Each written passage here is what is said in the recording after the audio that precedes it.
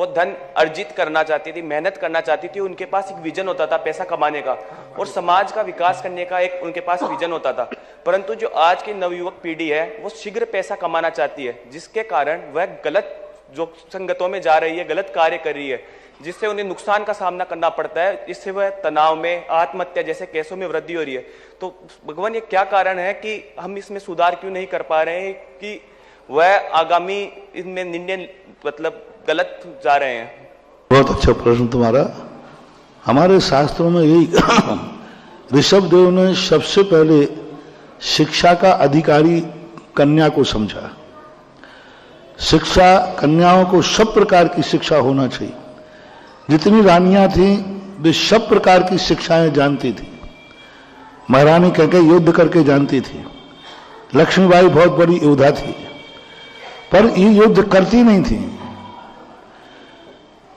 लोग सोचते हैं कि महाराज जी हायर एजुकेशन की महिलाओं के विरोधी हैं। नहीं, शिक्षा पूरी करो, कोई आपत्ति नहीं है, मर्यादित हो, कोई एजुकेशन नहीं करो और अपनी शिक्षा करो, पढ़ो, लेकिन नौकरी मत करो।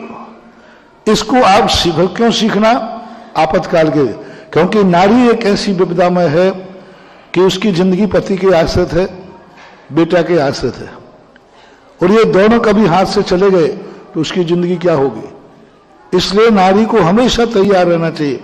महारानी कहकर युद्ध जानती थी, अपने पति के प्राण बचा लिए। लक्ष्मीबाई योद्धा थी, जब तक गंगाधर राव जीवित रहे तब तक उसने कोई युद्ध नहीं किया। लेकिन गंगाधर राव मरने के बाद अंग्रेजों ने झांसी पर आक्रमण बोल दिया। महारानी बाई ने तलवार उठाकर कहा, राजा मरा है, रानी जिंदा है। और हमारी भारतीय संस्कृति में अर्धांगिनी कहलाती है।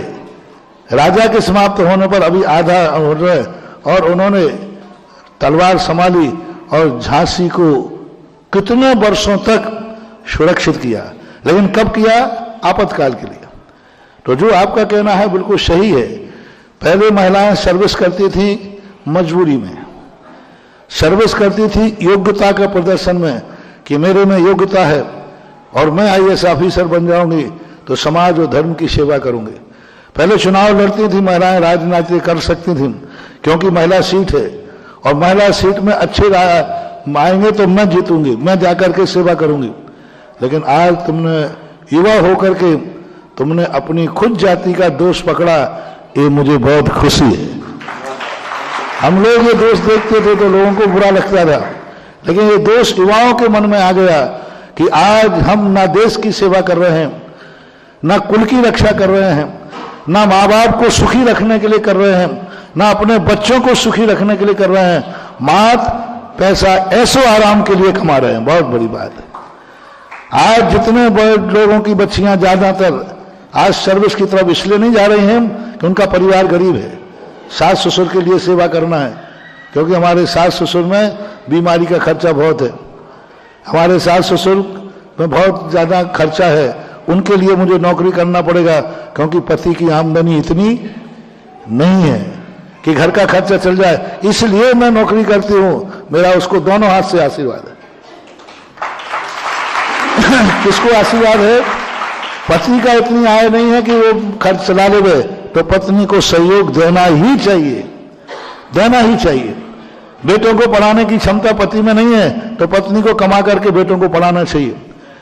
लेकिन जिनके पतियों के पास इतना धन है, इतना कमा रहे हैं, सब परिवार चल रहा है, फिर वे शौक से जो कर रहे हैं वो नियम से अय्यासी के लिए नौकरी कर रहे हैं। और जो पैसा आएगा वो नियम से कुल को कलंकित करेगा, जाति को बर्बाद करेगा और अंत में स्वयं की जिंदगी को भी बर्बाद कर देगा।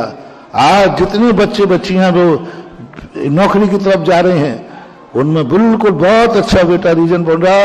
भगवान करे सारे युवक युवतियों में ये अकल आ जाए तो मेरा प्रवचन समझ में आ जाए। धन्यवाद तुषार, आज आपने एक बहुत इंपॉर्टेंट बात पर कर दिया है। आपने बहुत ही इंपॉर्टेंट बात आपने यहां पर करी है। आज हमारी बेटियां ध्यान दें, बहुएं ध्यान दें। जो पूज्य गुरुदेव ने कहा है वो कभी भी नौकरियों के खिलाफ नहीं है, योग्यता के